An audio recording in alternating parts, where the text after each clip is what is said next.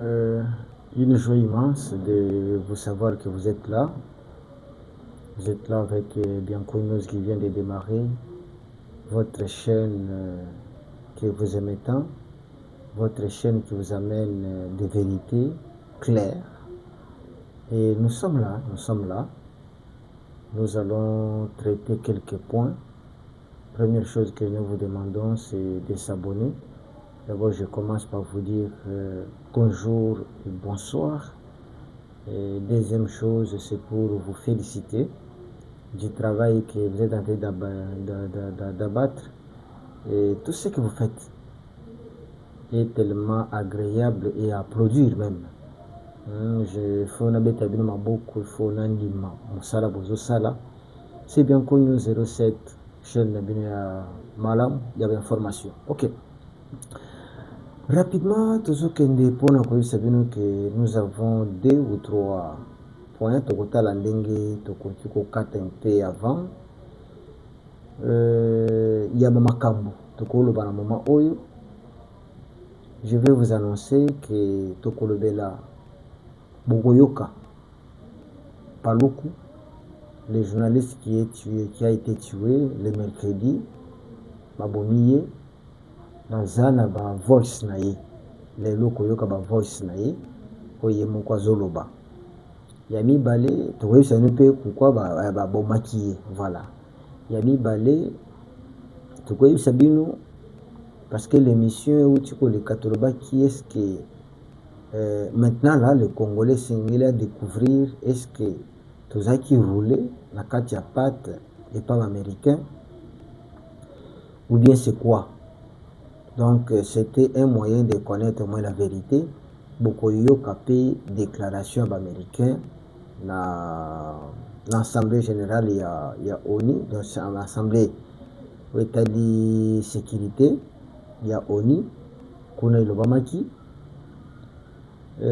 tokolakisa bino mwa baparti ya bawazalendo mpo boleka na koyeba koma la situation eza koévolue na est na biso.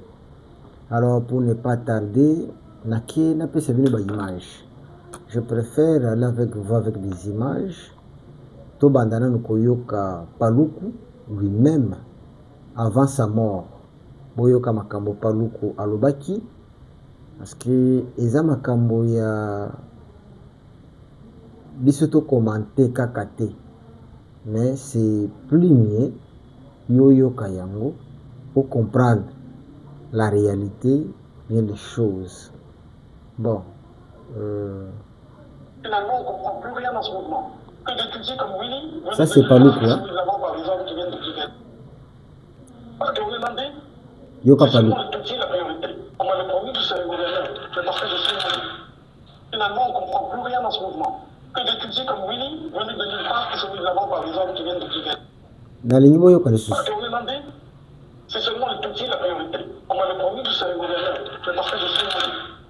Finalement, on ne comprend plus rien dans ce mouvement. Que d'étudier comme Willy, venu de nulle part, qui se mis l'avant par les hommes qui viennent de Kigali. Voilà. Nakati wana. Wana eza maloba ya Paluku. Paluku kona assassiné. Paluku na lingina yebisa siku vérité c'est sa mort. Paluku est la personne aza munande. Qu'est-ce qui a fait que Paluku aya okota na M23 balakaki ye ke soki tozwi Goma yo okozala gouverneur. Mais tango Goma ekwei bazwi un Rwandais bachiwana. Maintenant Paluku lorsque bazoluka baye komona ke non tout ce qu'on appelle avantage nyonso bazopesa ngo na batuti. Maintenant, les gens commencent à se déranger. Comment expliquer tout ce que la poste il faut qu'on puisse avoir batuti. Au juste bino biso sukoto sani, c'est pourquoi il dit on ne comprend plus dans ces mouvements ce qu'on fait. Congolais, tu as vu ce qui vient. Tu as vu ce qui vient. Paluku a trahi la nation parce qu'il voulait devenir gouverneur Donc tu veux devenir gouverneur, il y a des Rwandais. Par un mouvement dirigé par des Rwandais. Mais comme les Rwandais ne pardonnent pas, tant que bakomi, au lieu de kutia Paluku comme promis, bazwine de kona bango Rwandais, batie comme étant gouverneur. Oh Congolais. Alors, Paluku aye kozwa comme azaki cadre ya likolo. C'est lui qui est avec Nanga. Je crois que na bomoni na Anthony. Quelqu'un qui est journaliste, mais il s'est retrouvé là-bas en tenue militaire pour vous dire que non,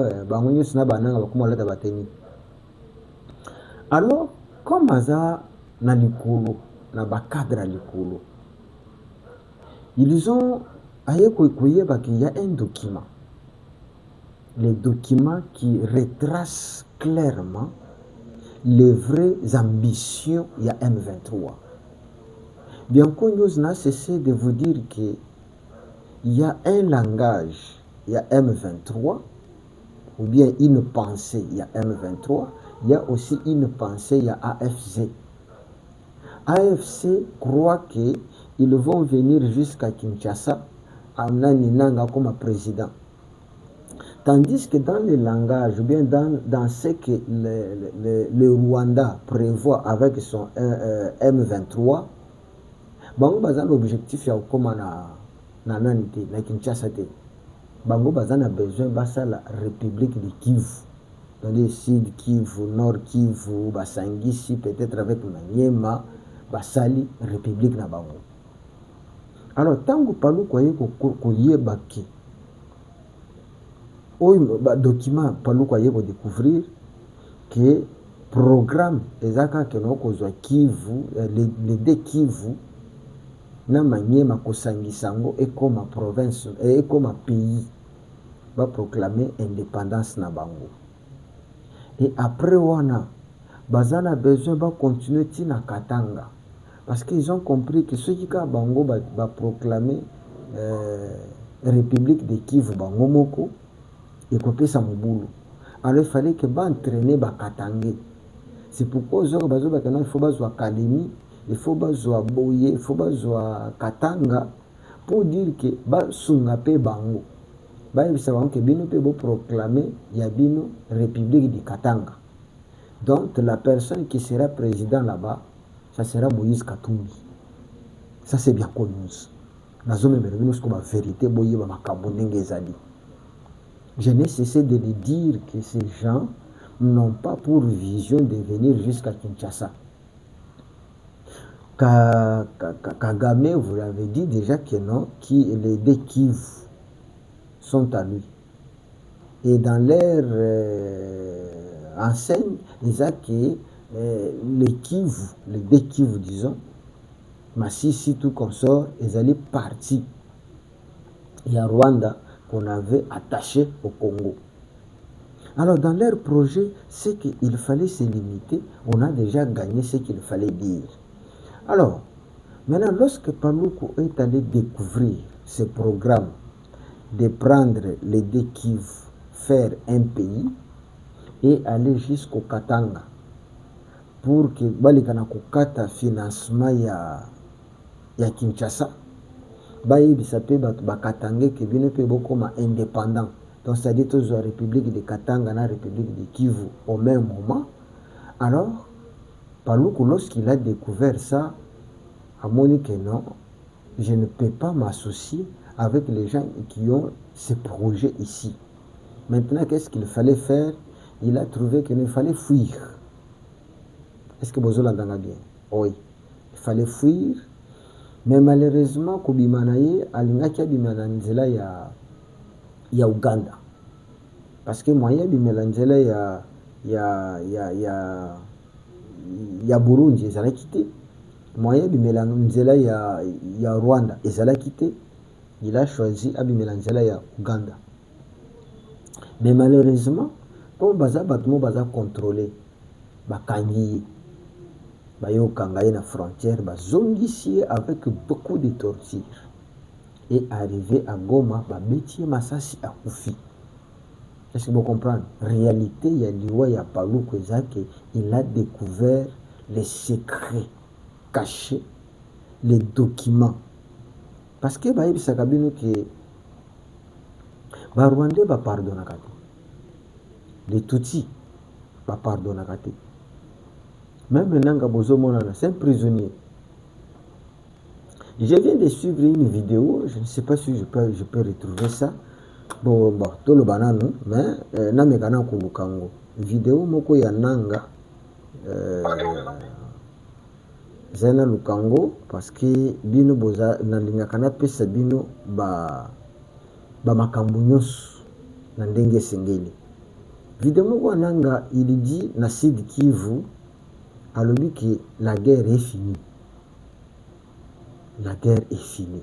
Maintenant on se pose la question, comment les messieurs proclament que non, la guerre est finie? N'est-ce pas? Peut-être. Attends, ok, c'est là. Suivez bien. Ouais.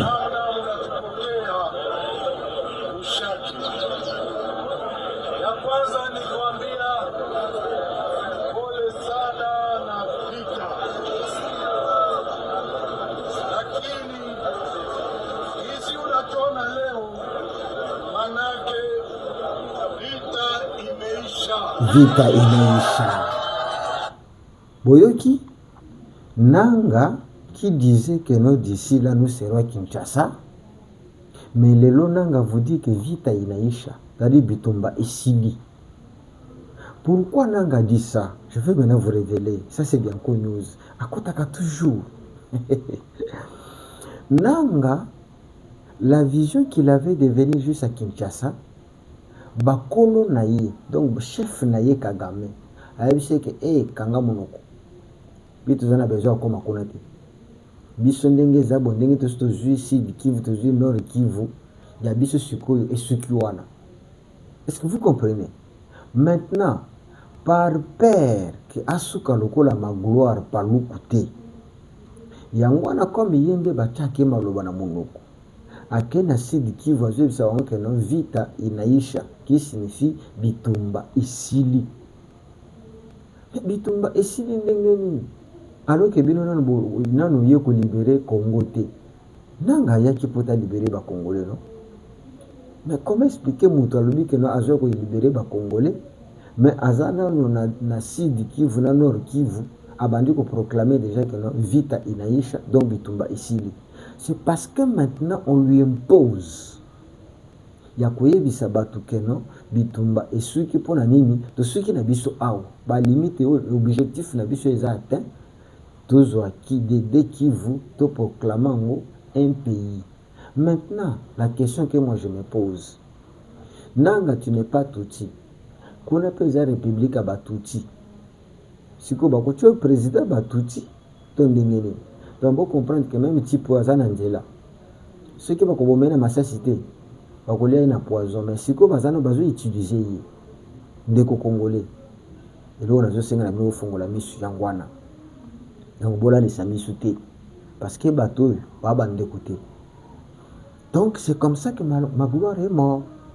Ma gloire va bomiller parce que aya qui ko découvrir vérité et belenyo so bazakuna basi ba komi obanga to ba yeko boma ma gloire ba bomele na zambate ba bomele na kati ya Goma pona ko lakisa na ba mininga mususu ke no soki bo sali faut pas tu pars Tiki.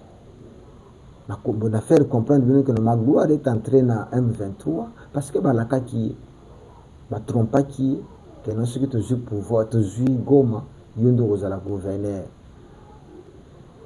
Si tu trahis le Congo, tu finiras mal. Retenez ça. Tous ceux qui ont trahi le Congo, tous ceux qui ont accepté de sacrifier leur nation, de sacrifier le peuple congolais pour avoir le pouvoir. Si toi avec Batouti, je vois des fois des Congolais qui critiquent Félix Tshisekedi et Boye.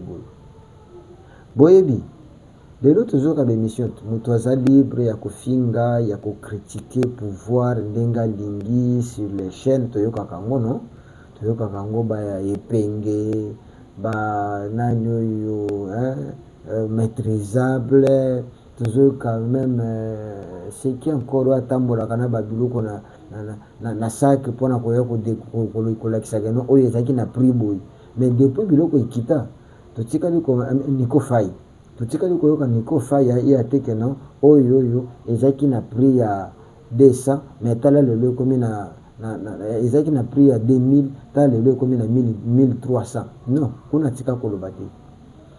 Les jours si quoi qu'on le souhaite pas lelo batuti bazwi pouvoir na Kinshasa awa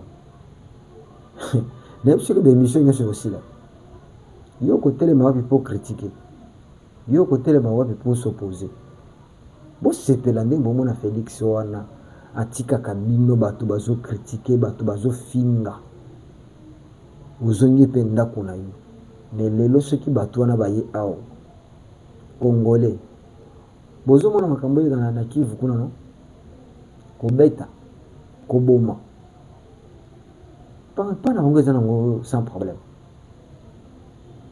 pana bango eza nango sans problème lelo oyo depuis Félix akota bosi boyoka na marche moto akufa jamais bosi boyoka opposa wana babeti masasi akufi mpo akendaki na marche jamais bosi oyoka wana bato bakendaki na marche bakuti bamemi bango na ndolo to bamemi bango na makala jamais mais soki bato wana baye bokoyoka yango nous prévoyons toujours. Merci wana ezaki premier point que ma gloire Paluku est mort. Boyoki bino moko que non, on ne comprend plus ces mouvements. Makambo wana nde moto bobisi. Lorsqu'il dit que non, on ne comprend plus ces mouvements, nyonso ezaka pona ba Rwandais, nyonso ezaka pona ba Tutsi, boy eloko wana nde bakanga yango ti babareye. Voilà, ba libérateur. Nanga ndenge eza na prisonnier. Boki annoncé non guerre inaisha. Eza makambo bakotisi parce que d'après na mutu ya nanga, il ne croyait pas que non la guerre pouvait se terminer de ce côté-là. Nanga savait que non on serait à Kinshasa. Mais comme maître Kagame, pour Naïs, l'objectif ce n'est pas arriver à Kinshasa. L'objectif c'est créer un pays qui s'appelle République de Kivu, dont les commandements na Kigali kuna nde kozala comme capitale politique, tandis que Kivu kozala neti capitale économique. Vous comprenez?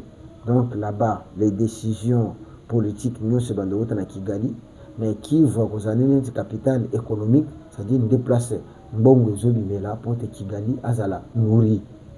Bino ba Congolais bozaka koloba. Voilà ce que les autres ont dans leur tête contre vous. Soutenons-nous, aimons-nous, restons soudés. Yabi Bali. Tolobaki yango awa, l'émission Wuti Koleka, que c'est maintenant que nous allons savoir si les États-Unis nous a floués, si les États-Unis est du côté de la RDC, ou bien les États-Unis a dribblé Bissokaka. Mais au moins, pour la première fois, je dis bien pour la première fois, les États-Unis a le Kanako déclaré clairement que le Rwanda yende muto les États-Unis a lobby trois choses, voilà, trois choses. Je vais vous citer les trois choses que les États-Unis a lobby. Première chose à lobby, le Rwanda a mis 5 à 7 000 hommes, bas soldats rwandais oyo bazana kati ya Congo. Entre 5 000 ou 7 000 hommes oyo bazana derrière ba milice ya M23 pour na koboto la localité na biso. Voilà première chose. Yami Balé, États-Unis. le Rwanda a installé des missiles solaires et des drones kamikazes. Yango nde permettre bango bazwa Uvira. Wana bazuri balikambo ya Uvira. Abi Rwanda amatisaki au moins 5 000 à 7 000 militaires pour que Uvira akwea. Yamisatu, les États-Unis, à Louis, il va utiliser tous les moyens disponibles pour que Alekana Komema Kimia na Katia Mboka. Voilà les 3 points. Et je vous avais dit dans l'émission Nangeruti Koleka, j'avais dit que les États-Unis maintenant doivent nous dire clairement qui a violé la loi et l'accord, disons. Les États-Unis a dit clairement que celui qui a violé les accords, c'est Kagame. Donc ce n'est pas la RDC, c'est le Rwanda qui a violé les accords. Parce que d'après les accords, il fallait la cessation des hostilités. Ce qui n'est pas été d'application. Donc les États-Unis ont condamné clairement. Mais maintenant, ce que nous attendons des États-Unis, c'est le plan B. Likez l'émission, partagez l'émission, abonnez-vous. Like, abonnez-vous et partagez. Surtout partagez. Parce que beaucoup de gens voudront aussi suivre ce que nous vous disons ici. Donc les États-Unis ont condamné clairement, sans passer par Batrupateur. Non, a le dit clairement que non. 5 à 7 000 militaires sont entrés en RDC pour conquérir Uvira. Yami Balé, il a installé le missile solaire et les drones kamikazes pour conquérir Uvira. Yami Sato, les États-Unis vont utiliser tous les moyens à sa disposition pour que Kimia et Zonga Namboka. Et ils ont ajouté en disant ceci. Le Rwanda a poussé la région à entrer dans la guerre. Le Rwanda, ils ont condamné clairement. Le Rwanda est le maître qui fait que la guerre et les Kanako s'étendent dans le pays Nyos. Est-ce que vous comprenez? Malam. Yes. Donc les États-Unis ont condamné. Les États-Unis, maintenant, nous attendons le plan B. Parce qu'il a dit, nous allons utiliser tous les moyens. C'est ces moyens-là que nous attendons. Parce que Kagame n'a pas respecté, Kagame n'a pas obéi, Kagame n'a pas obtempéré. Donc il fallait maintenant utiliser tous ces moyens. Sans aller encore, même l'Union européenne a condamné ce que Kagame vient de faire au Congo. Vous comprenez? Alors, Nakati wana Sukui, Lélo, attends, je vais chercher ces images. Attendez. Je vais chercher ces images-là. Bombardé. Camion pour ravitailler M23. Bon, je préfère aller directement. Ok. Non. Je préfère vous présenter ces images-là. Vous allez au courant de tout ce qui se passe. Parce que bien qu'on news, azali kokende, kolukaka les informations pour vous amener ça. Et vous avez le droit de connaître ces vérités-là. C'est bien qu'on news. Abonnez-vous. Partagez l'émission. C'est ça la demande que je vous adresse, c'est de partager l'émission. Alors, attendez.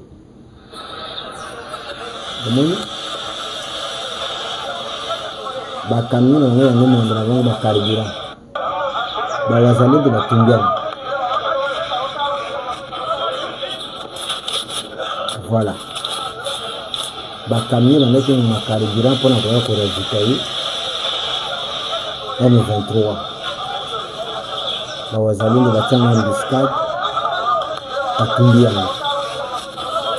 Donc match est quitté. Attends. Hein? Donc match est quitté. On sait ce qu'on fait. On sait ce qu'on fait.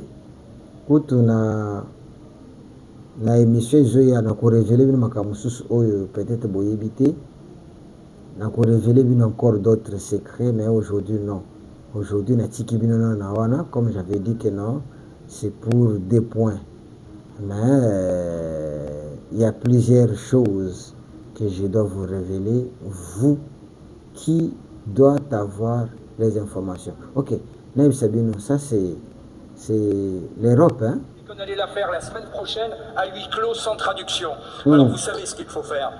Ce qu'on doit faire, c'est annuler d'urgence d'abord l'accord sur les minéraux qui nous lie au Rwanda. C'est suspendre le partenariat sécuritaire que nous avons avec ce pays. Ça, c'est bloquer le versement de 20 millions d'euros supplémentaires promis par l'Europe en novembre dernier dans le cadre de la facilité européenne au Rwanda. C'est condamner fermement et prendre les sanctions concrètes contre les responsables des massacres et des exactions qui se trouvent en grande partie au Rwanda. Voilà ce qu'on attend. C'est pas de voter une nouvelle résolution dans 10 ans. Voilà. Je dis Yango parce que c'est le moyen le plus sûr de me déplacer à Kinshasa. C'est fiable, rapide, pratique. En plus. Donc, vous comprenez que l'Europe aussi a condamné. Les États-Unis ont condamné, l'Europe aussi a condamné. Donc, voilà ce que je pouvais vous dire, les 2 points d'abord, parce qu'il y a encore d'autres choses qu'on doit traiter, mais je ne vais pas vous prendre Nanya Moulaï. Qu'est-ce que nous voulons dire? Congolais, tant que tu as conscience de Yakoyeba que ça c'est notre pays. Yakoyeba que ces gens que Batou Bazou Kansakeno Baya, ils ne viendront pas pour le bonheur du Congo. Ils ne viendront pas pour vous sauver.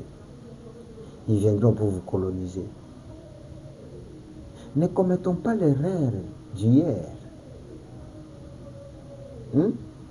Là où on a sacrifié Lumumba, quelqu'un qui avait des bonnes idées. Aujourd'hui, Lumumba est célébré en Afrique. Aujourd'hui, Lumumba est célébré dans un pays étranger. Peut-être Rio Bimate. Dans la Russie, nous avons l'université Lumumba. Nous avons l'avenue Lumumba. Par-ci, par-là, au Kuta Baveni Lumumba, Rokena Brazzaville, Lumumba Ezali, Université Bassessi Ezali.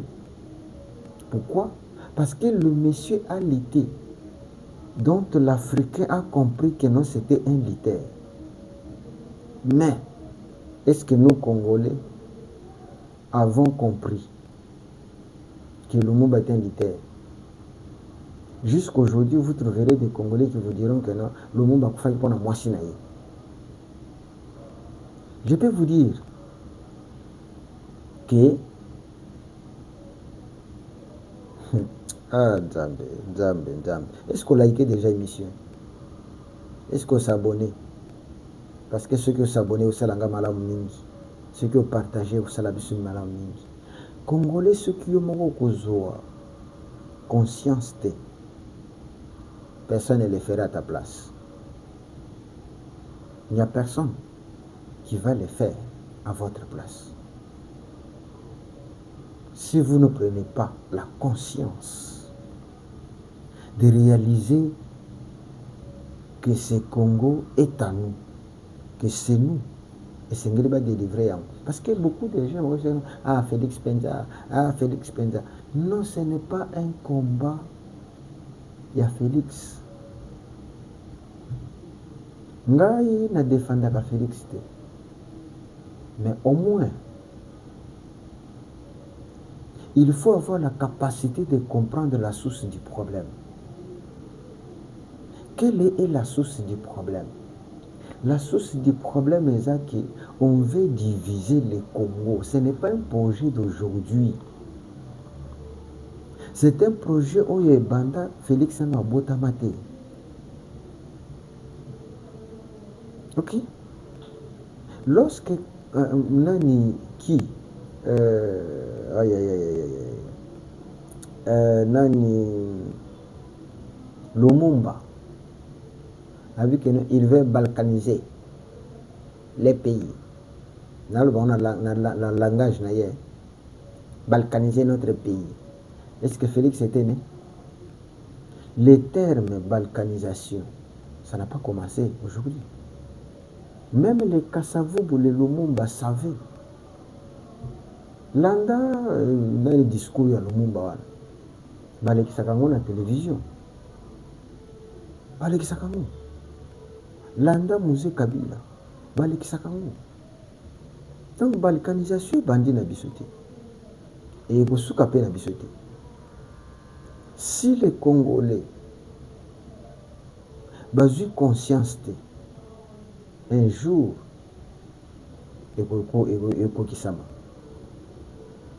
c'est pourquoi tout l'amuka, tout telema, tout bunda, tout longa. Merci beaucoup. Likez l'émission, partagez l'émission. Le bel bande que nous a révélé des choses, comment ma gloire Paluku est mort et comment les États-Unis ont pris conscience de savoir que déjouer bango, donc sakanili bango et pas Kagame, et ils ont dit que c'est Kagame qui a violé l'accord. Ils n'ont pas condamné Félix ni la RDC, mais ils ont condamné le Rwanda et le petit monsieur là, Kagame. Merci beaucoup. Nous sommes ensemble. Luttons pour notre pays. Si nous ne le faisons pas, qu'est-ce que nous allons léguer à notre postérité selon l'hymne national d'Abisso? Vous allez léguer quoi? Vous allez léguer quoi? Merci beaucoup.